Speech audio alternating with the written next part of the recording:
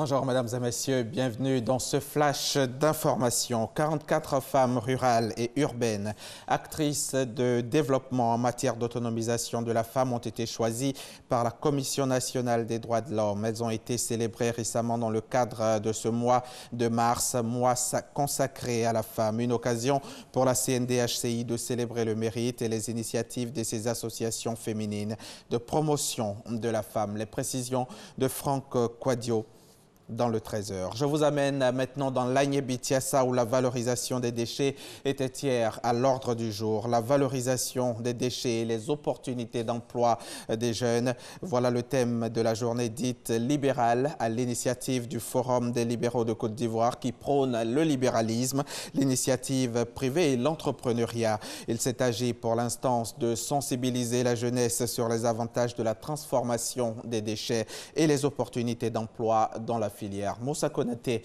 revient d'Agboville. Les ordures, on en produit tous les jours. Leur élimination nécessite beaucoup d'efforts. De la précollecte à la décharge, l'activité peu modernisée est exercée par moins de jeunes. On considère que les déchets, vraiment, c'est un métier, n'est-ce pas, salissant, n'est-ce pas, qui ne fait pas honneur, n'est-ce pas, à la jeunesse. Et pourtant, la filière déchets est source d'emploi grâce à la transformation. À travers la journée libérale à Agboville dans la région de l'Agné-Bitsiassa, le Forum des libéraux de Côte d'Ivoire sensibilise sur les avantages de la valorisation des déchets. Ce secteur est porteur d'opportunités énormes et qu'il reste encore exploité qu'à 30% de ses possibilités. Et donc le Forum des libéraux à la recherche des opportunités, c'est-à-dire que ce secteur-là, il faut communiquer dessus, il faut sensibiliser les jeunes à aller vers ce secteur qui peut être source de satisfaction à leurs problèmes d'employabilité. Avec l'appui de l'Agence Emploi Jeunes et de la Fondation Friedrich Naumann, des techniques de transformation des déchets et des potentiels métiers liés au secteur sont expliqués à la jeunesse. Il est possible pour le secteur des déchets de pouvoir environ de participer ou de contribuer à environ 11% du PIB, d'employer au moins 9% de la population et d'aller des recettes d'exportation autour de 8% à peu près. Donc c'est des valeurs que nous avons suite à l'étude que nous avons réalisée sur le secteur des déchets qui a donné le résultat qu'on a appelé l'étude des métiers de la salubrité. Le Forum des libéraux de Côte d'Ivoire existe depuis 2014. C'est une plateforme de jeunes cadres qui œuvre pour la promotion du libéralisme, de l'initiative privée et de l'entrepreneuriat. Le GSIM, le groupe de soutien à l'islam et aux musulmans dirigé par Liad Arkali, revendique la double attaque qui a frappé Ouagadougou vendredi. L'information a été reçue par l'agence mauritanienne ANI. Au Burkina Faso, l'enquête a démarré. La coalition djihadiste GSIM explique que la double attaque de Ouagadougou a été menée en représailles à l'opération menée le 14 février par les forces françaises dans le nord du Mali à la frontière algérienne. En janvier 2016, l'une des composantes du GSIM, Al-Morabitoun, avait déjà revendiqué les attentats contre le Cappuccino et l'hôtel Splendide. Le groupe islamiste semble donc marquer son emprise terroriste sur la capitale burkinabé. En Italie, les élections législatives ont lieu ce dimanche. Les bureaux de vote ont ouvert à 7 heures, heure locale.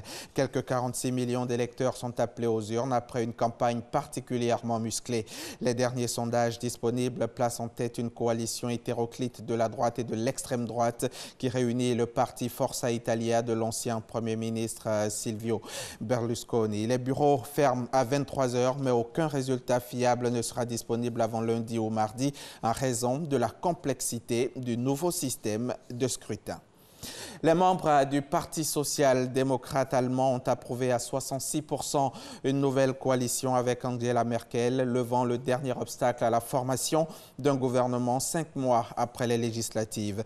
Les dirigeants du SPD, dans une conférence de presse à Berlin, dévoilent officiellement le résultat du vote des militants. Et puis, sport-football pour terminer, l'International Football Association, l'instance mondiale chargée de veiller depuis 1886 sur les règles règles du football a validé samedi 3 mars l'introduction de l'assistance vidéo. Cette technologie pourra désormais être utilisée dans toutes les compétitions et lors de la prochaine Coupe du Monde en Russie. Lors du Mondial 2014 au Brésil, souvenez-vous, il y avait eu l'introduction de la GLT, la technologie sur la ligne de but qui permet de vérifier si le ballon a bien franchi la ligne de but. Voilà que 4 années plus tard, l'assistance vidéo à l'arbitrage est désormais autorisée. Voilà, c'est la fin de ce flash. Mais avant de nous quitter, sachez que tout à l'heure, dans le cadre du magazine du dimanche, je recevrai Mohamed Kouyaté, le directeur général du FDTR, le Fonds de développement du transport routier. Avec lui, nous parlerons de la vision du fonds, de ses missions, de ses objectifs et surtout du renouvellement du parc auto. À tout à l'heure, 13h.